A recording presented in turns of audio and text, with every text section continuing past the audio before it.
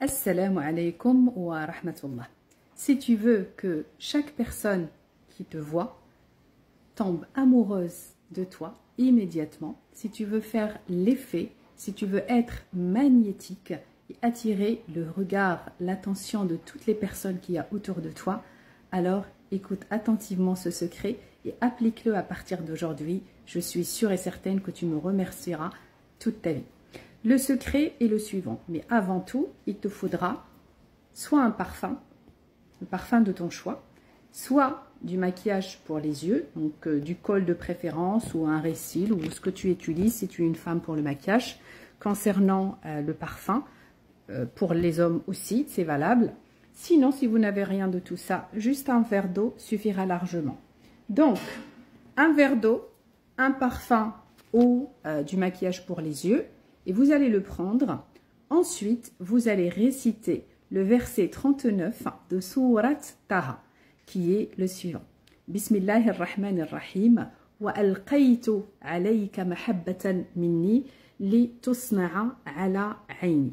Wa alqaytu alayka mahabbatan minni li tusna'a ala ayni. Ce qui veut dire, j'ai répandu sur toi une affection de ma part afin que tu sois élevé sous mon œil.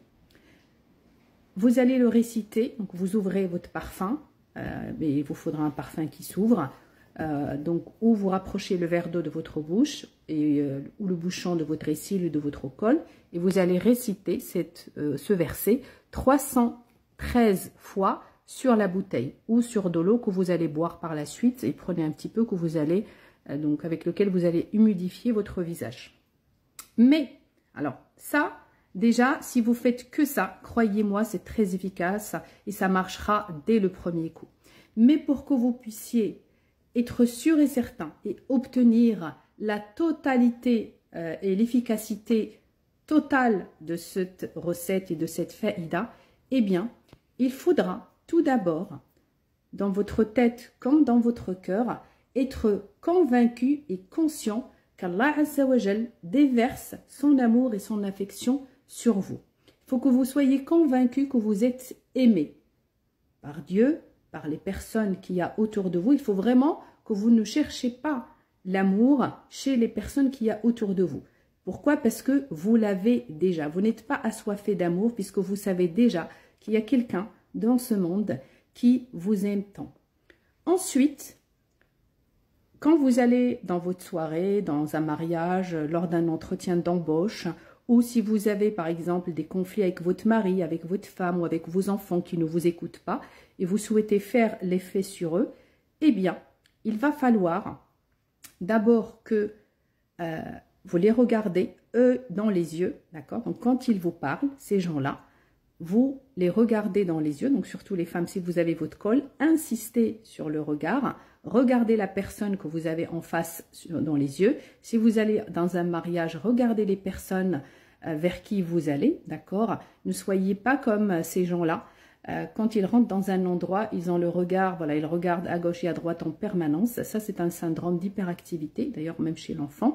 Quand il y a un enfant qui est maltraité, il balaye du regard parce qu'il est en stress, il cherche un endroit de sécurité, un endroit sécurisé pour voilà, enfin, se cacher ou pour aller faire ses bêtises, etc. Parce que enfin, souvent, les enfants ils sont en stress, c'est pourquoi ils n'arrivent pas à regarder donc, les personnes ou leurs parents ou les autres droit dans les yeux. Donc, cela prouve qu'ils ne se sentent pas en sécurité, qu'ils n'ont pas confiance en eux. Et donc, si vous faites la même chose quand vous rentrez dans un endroit, que ça soit public ou même si vous êtes avec les autres, que vous ne regardez pas, quand vous ne regardez pas les gens droit dans leurs yeux, eh bien ça prouve non seulement que vous n'avez pas d'estime pour vous, que vous n'avez pas confiance en vous, et en plus de ça, vous transmettez à l'autre personne que soit vous êtes hautaine, vous le dénigrez, vous ne lui donnez aucune importance, soit, bah écoutez, qu'il n'est pas intéressant, donc que vous ne l'aimez pas, donc forcément, si vous avez ce sentiment pour lui et cette pensée pour lui, ben, il va vous redonner la même chose. Donc, il s'en foutra de vous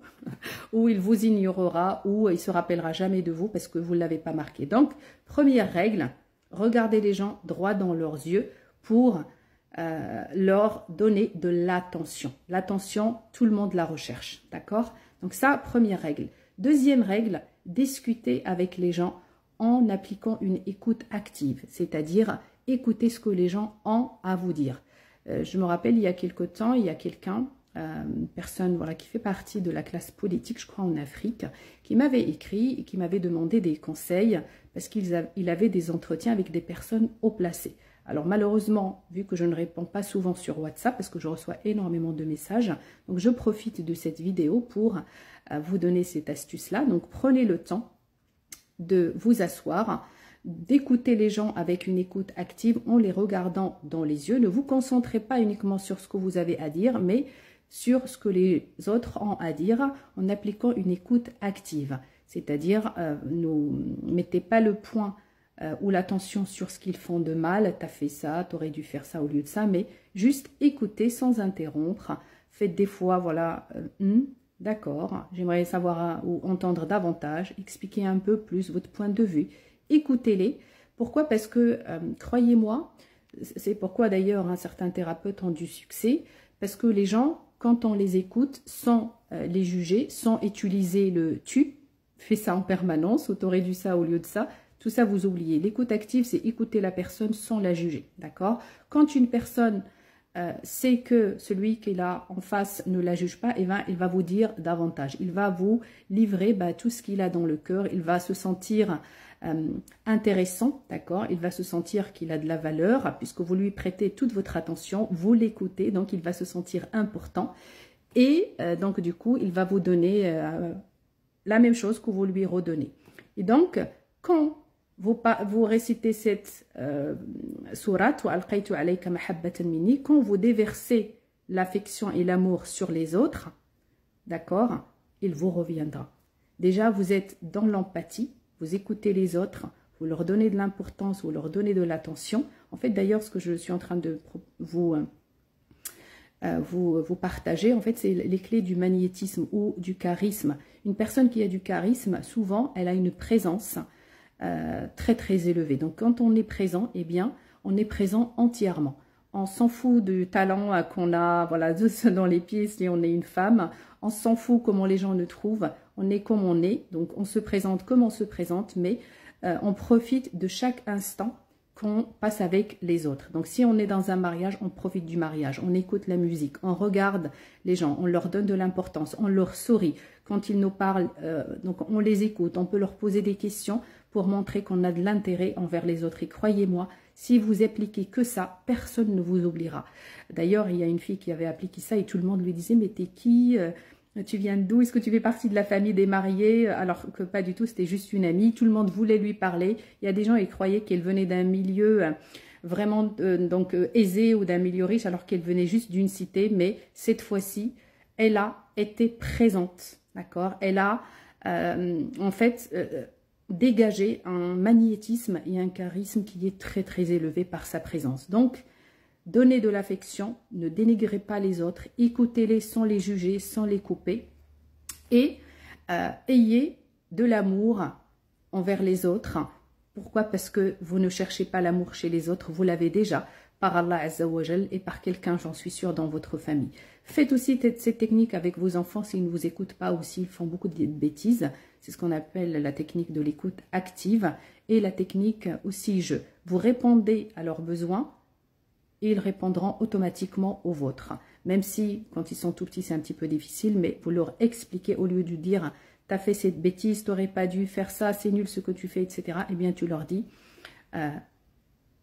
je me sens débarrassée ou embarrassée, pardon, je me sens triste, je me sens mal parce que tu as fait ça. Donc déjà, ça ne les culpabilise pas, ils ne vont pas se sentir nuls, ils ne vont pas se sentir méchants, etc. Et croyez-moi, quand vous les laissez parler un peu plus sans les couper et sans les juger, ils vont aller plus loin et vous allez connaître leurs vrais besoins. Donc vous allez répondre à leurs besoins et en même temps, vous allez pouvoir répondre aussi aux vôtres. Et comme ça, ce sera une éducation gagnant-gagnant et non pas gagnant pour les parents et perdant pour les enfants. Parce que s'ils sentent qu'ils ont perdu leur liberté, eh bien, ils vont essayer par tous les moyens de refaire la même chose. Et quand vous punissez les enfants, c'est un cercle sans fin. Dès que la punition ne fait plus effet, ils vont inventer d'autres choses et voilà, vous allez vraiment passer des moments très très difficiles dans l'éducation de vos enfants. Donc, Donc, pour finir la vidéo, donc je vous ai dit, vous récitez 313 fois le verset numéro 39 de Sourate Taha sur du parfum, sur du col ou sur de l'eau que vous allez boire, ou le parfum que vous allez mettre sur vous et le col que vous allez mettre dans vos yeux si vous êtes une femme. Donc, quand vous allez faire un entretien, passer un entretien ou aller dans un mariage où vous êtes en présence de votre mari, si vous avez des problèmes avec lui, avec vos enfants ou avec votre belle-mère, etc. Alors, pensez d'abord que vous êtes aimé. Allah a déversé sur vous, a répandu sur vous son affection. Donc, vous allez la répandre à votre tour, à la personne que vous avez en face. Et comment faire sentir à l'autre que il a votre affection? Eh bien, vous allez être à l'écoute, ne le coupez pas, montrez de l'intérêt, montrez de l'attention, donc soyez présent avec la personne qui est en face de vous, écoutez-la, ne coupez pas la parole, ne mettez pas l'accent sur ce qu'elle fait de mal, mais donnez simplement votre ressenti, d'accord? Essayez de répondre à ses besoins, d'accord? Essayez ensuite de ne pas dénigrer les gens en les prenant de haut, ou par exemple, si par exemple vous allez dans un mariage et que vous ne regardez personne, eh bien les gens vont croire que vous êtes hautaine ou que vous les dénigrez, et donc forcément ils vont pas vous admirer, alors que si vous êtes dans l'échange, même si c'est que 5 minutes, hein, donc ça suffit largement, eh bien croyez-moi, toutes ces personnes-là, ils vont se souvenir de vous comme jamais. Vous allez marquer des esprits par votre magnétisme, par votre charisme. Et c'est aussi voilà, une manière de résoudre les conflits avec vos enfants ou avec votre mari. Ne le coupez pas, écoutez-le, ne le jugez pas.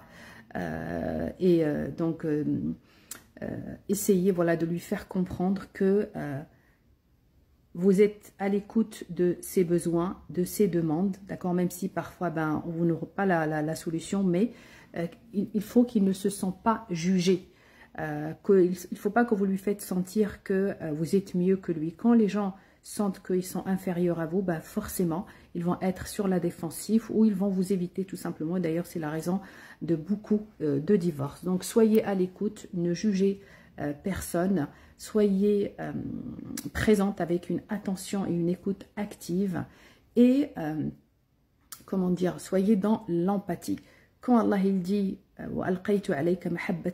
donc il connaît vos erreurs, il sait que vous n'êtes pas parfait, alors à votre tour, si vous savez que vous n'êtes pas parfait, donc la personne qui est devant vous n'est pas parfaite, quand vous la dénigrez, ça veut dire que vous dénigrez une part de vous, d'accord? Donc vous n'acceptez pas vos erreurs, vous n'acceptez pas votre manque, vous n'acceptez pas votre humanité, votre faiblesse, et donc vous jugez les autres qui sont en face de vous.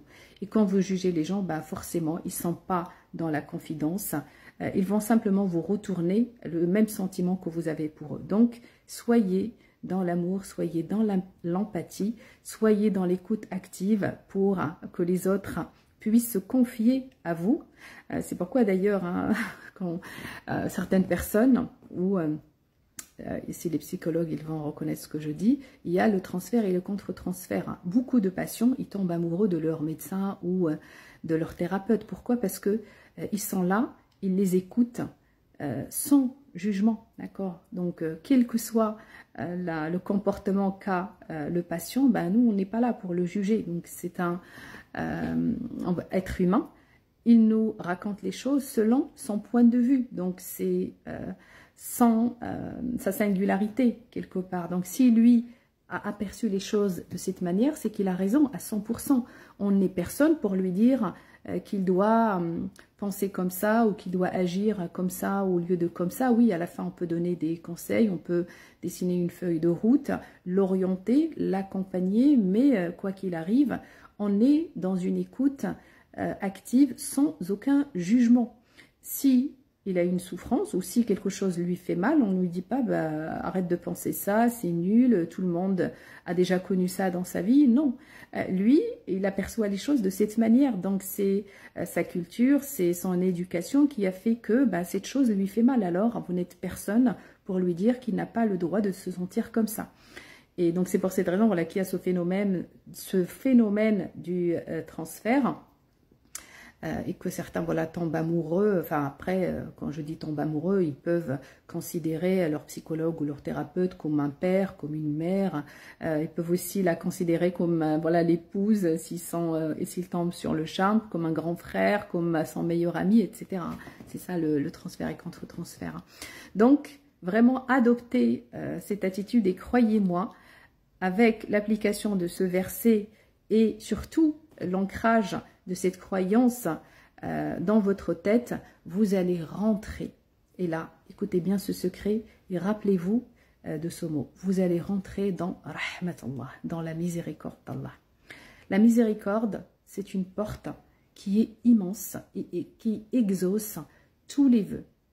Quand vous allez devenir vraiment empathique et miséricordieux, d'abord vous l'êtes envers vous, puisque vous allez vous pardonner, vous allez être empathique envers vous-même, puisqu'Allah a déversé sur vous son immense amour. Vous êtes un être humain, vous avez des faiblesses, donc vous pouvez faire des erreurs. Donc d'abord, acceptez-les. Ça fait partie de la part de l'ombre qu'il y a dans chaque être humain, chacun d'entre nous. On peut la corriger puisqu'on évolue, comme elle peut rester avec nous, mais quoi qu'il arrive, on essaie de la maîtriser, d'accord? Et que cette part d'ombre ne fasse pas du mal aux autres. Mais quelque part, elle est toujours là. Donc, être empathique envers nous-mêmes pour ensuite l'être avec les autres. Une fois que vous allez écouter les autres, que vous n'allez pas les juger, que vous allez leur trouver à chaque fois une excuse, ça ne veut pas dire que vous allez être d'accord avec ce qu'ils font, hein, donc il y a une grande différence. Vous n'allez pas juger les autres, eh bien, vous allez frapper et Allah vous ouvrira grand ouvert cette fameuse porte de la miséricorde. Et croyez-moi, une fois que vous avez la miséricorde et Ar-Rahma qui est ce lien qui lie le bébé ou le bébé oui à sa maman, ou le fœtus qu'il y a dans le ventre de sa mère, dans le ventre de sa maman, eh bien vous allez créer ce même lien avec Allah Azza wa Jal, puisqu'Allah ici, quand il déverse et répand son amour sur vous, il n'y a pas de condition. Il sait ce que vous avez commis, il sait l'atrocité qu'on peut tous commettre. Il connaît aussi votre part de générosité, votre part bienveillante. Donc, il vous aime comme une mère aime son enfant, avec ses qualités et ses défauts. On ne juge pas. Quoi qu'il arrive, une maman aime son enfant. Donc, Allah vous aime de la même manière. Et quand vous allez ouvrir ou toquer pour qu'on vous ouvre cette porte de la miséricorde, alors demandez et vous recevez. Demandez, juste posez la question de ce que vous voulez et vous pouvez l'obtenir aussi facilement. Déjà, vous aurez assuré quelque chose qui s'appelle les relations. Tout le monde vous soutiendra, tout le monde vous accompagnera et donc vous ne serez plus dans le fictif et dans l'illusion. Vous n'allez plus chercher les choses juste pour plaire aux autres parce que vous êtes en permanence à la recherche de l'acceptation, de l'agrément, de l'admiration des autres. Mais non, vous êtes connecté à qui vous êtes. Vous savez ce que vous voulez, vous savez ce qui vous fait plaisir dans cette vie, donc vous allez être aligné avec votre moi le plus élevé et donc vous allez pouvoir écourter des distances.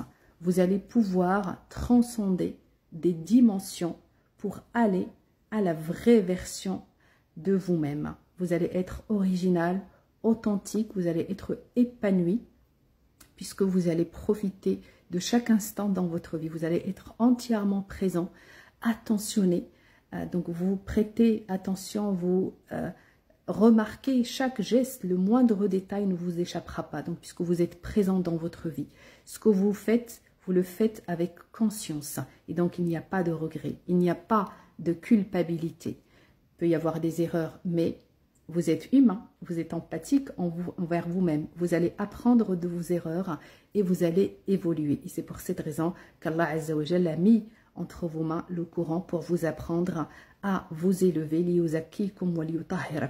pour vous purifier du dénigrement, de la haine, de la jalousie, de la superficialité et afin que vous puissiez chaque jour évoluer jusqu'à arriver à la meilleure version de vous-même. En tout cas, j'espère que cette vidéo vous a été utile. J'espère surtout que vous allez l'appliquer ou faire du mieux que vous pouvez. En attendant, prenez bien soin de vous et je vous dis à très bientôt pour de nouvelles vidéos.